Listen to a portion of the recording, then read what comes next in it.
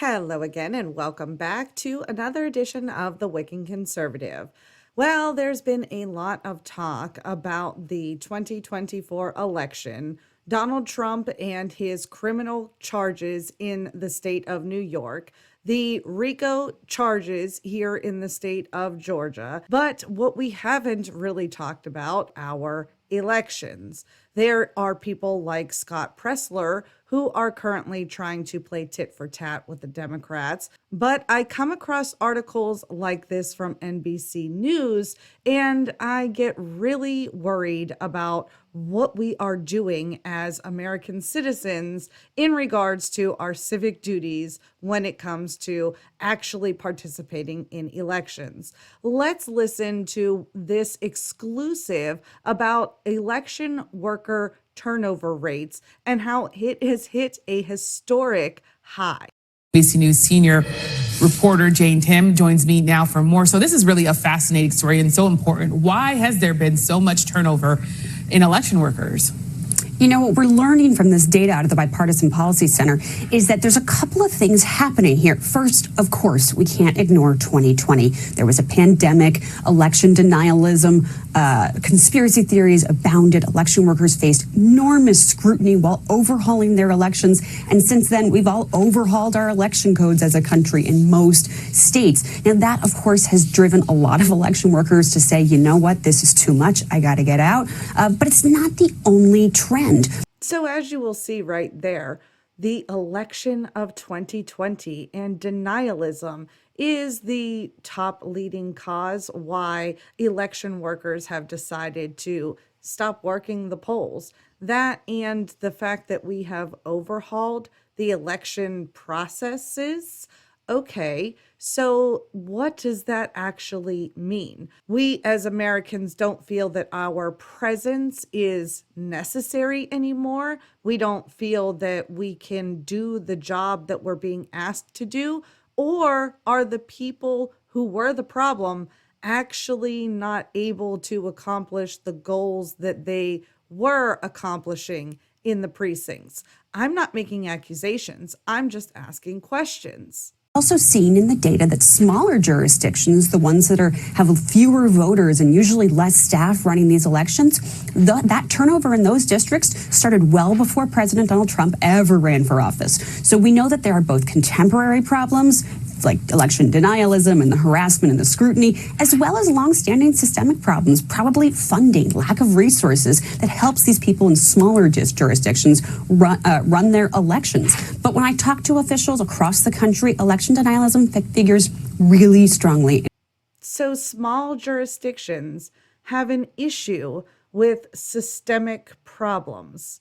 I thought systemic issues were caused from a large system at play. So if it's a small system at play, there can still be problems?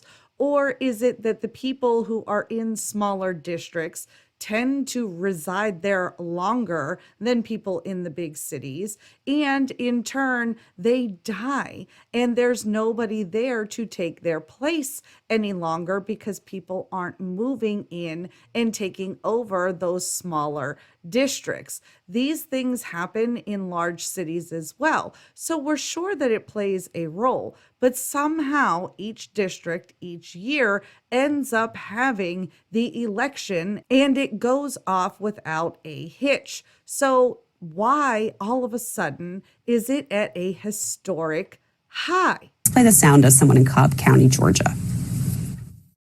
I have had hours-long conversations with voters, explaining every single thing and answering every single question and showing them everything I can.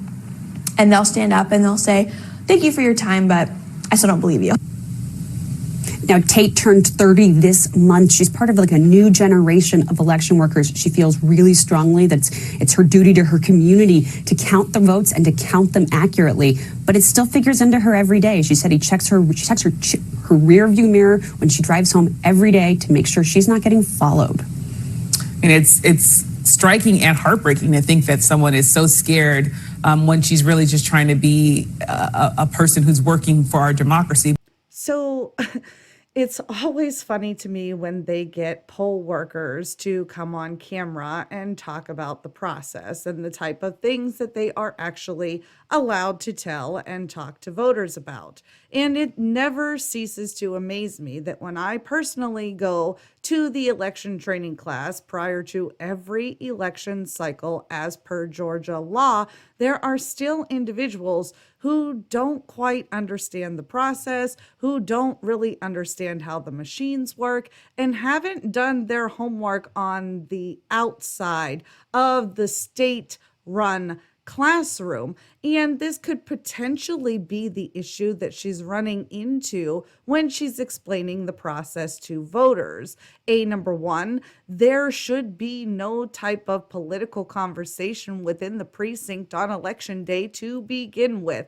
That being said, that doesn't necessarily mean that talking about the machines themselves a political topic. But the type of conversation that she describes is absolutely a political topic. And it strikes me funny that she can go on camera and say that she talks to these people about these issues, potentially while she's in the precinct, but the lady who came on camera after her had to make the accusations about how paranoid and scared she was in her own community. Now, remember, most poll workers are working inside precincts in which they reside. So this goes back again to maybe not knowing your community, maybe not knowing your neighbors, and that really is something that you should be looking to rectify if you found yourself in a neighborhood that you feel like you don't quite fit in. But let's continue on. Ask you, of course, what are the potential consequences of all this? If you have less election workers, could these elections be affected? Yeah, you know, a lot of the incoming officials, they do have similar levels of experience to past elections based on the data we have. But we do know that when you have new people doing jobs, there's a learning curve. You know, these jobs rely heavily on institutional knowledge. I've seen firsthand in areas where they've had complete overhauls of the staff. Running future elections has been hard. I followed a county in Virginia, Buckingham County, where the entire staff all resigned last year. 2022 was tough for them. They were the last county in the state to report their results. They had to make corrections. It wasn't easy to get it done when you have a brand new staff. Well, Jane, Tim, this is really great exclusive reporting and such an important topic that we'll definitely keep an eye on. Thank you so much. Thank you. So there you have it. It seems like what we are going to be set up for this time around, in addition to potentially ballot printers going burr and the dead rising just to vote for Joe Biden, we're going to have to deal with incompetence. And if you remember back to 2020, incompetence doesn't necessarily mean nefarious, now does it? And that's exactly how we skated away with just brushing off the concerns that we truly had about the 2020 election ballots. How many were printed, how many came from real people, and who were in control of those ballots as they made their way to be counted. But I digress. Let me know what you guys think the real issue is behind the lack of poll workers for this 2024 election cycle to work the polls. But that's all I have for you guys today. Let me know what you guys think, and I will catch you on the next one.